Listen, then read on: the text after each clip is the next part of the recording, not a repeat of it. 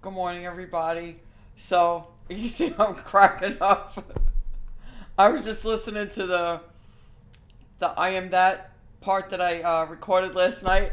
I cannot. I'm listening to myself on the recording, and I can hear where I was trying to hold back from laughing.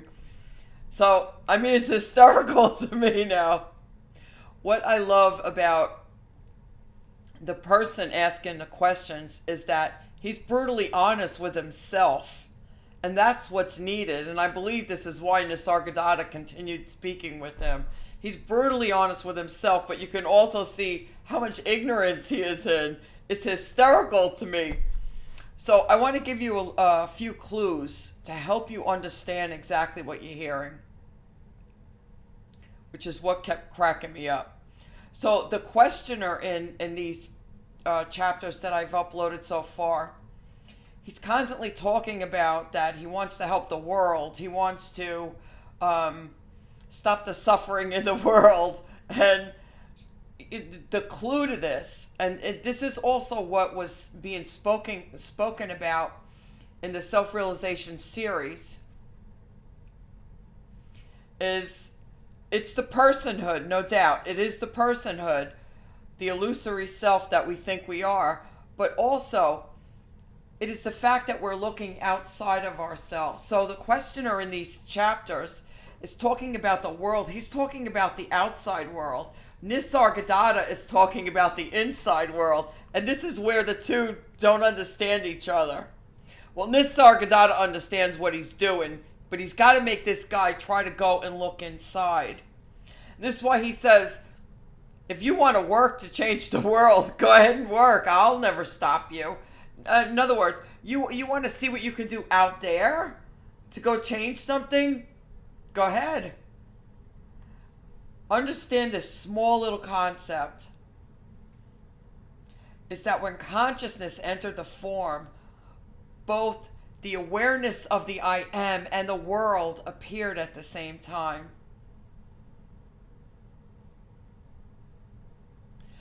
What we see out there is nothing more than a reflection of what is in here.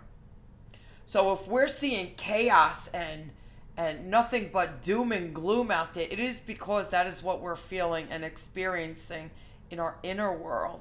You see, Nisargadatta is completely speaking to this questioner about his inner world. And this is why the questioner kept saying, well, don't you see the sadness and the suffering that's going on in the world? And Nisargadatta was saying, how do you expect that you would know what my world is? Even as I speak to you, I'm only speaking to you in your world. How do you know what my world is? Do you see? Now, when we talk to each other in the person about the world, it's understood by all of us. When we say the world, we're talking about out there, the earth. No. As Nisargadatta is talking to this questioner, you have to understand every time Nisargadatta is talking about the world, he's talking about the inner world. And if you get this, you will greatly understand what he's telling this questioner. And then hopefully you're going to start laughing too, to see the ignorance of how this questioner is no different from any one of us. How he's constantly talking about the world, but he's looking out there, never once thinking to look inside. Actually, he said to Nisargadatta that he's incapable of connecting with the self, of going inside. So he already has this block on him that there's something here that he is unable to do, that he has to attain something, achieve something, rather than understanding that he is already that. This is the funny thing about all of this. So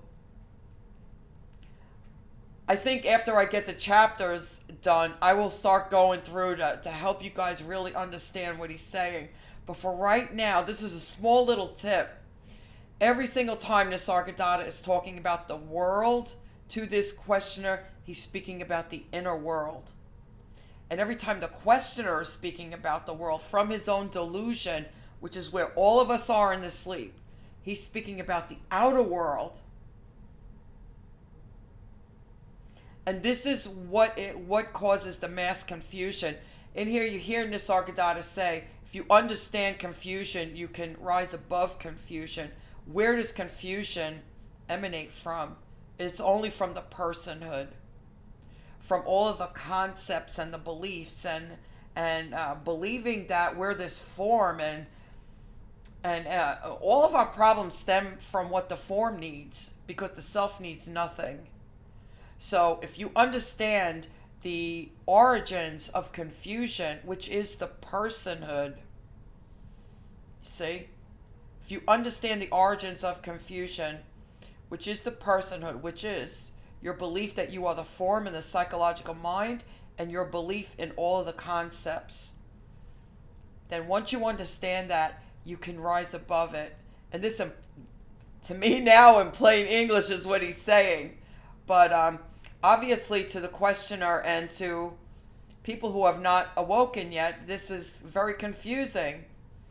And the simple premise is that you must understand what the personhood is.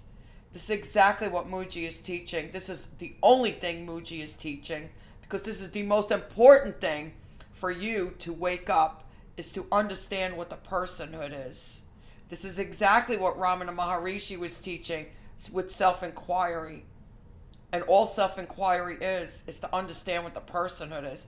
Do you understand? Now, when I tell you, how do you identify a genuine master? They're all teaching you the same things. It's only these people out here teaching you these outlier stuff that you really have to take a second look at. But genuine masters, awakened beings, will all be teaching you the same exact thing. And now I hope it's plainly evident to you, no matter what all stuff is being said about Mooji, he is a genuine, awakened, realized master. Period. His teachings are no different from Ramana Maharishi, Papaji, or Nisargadatta.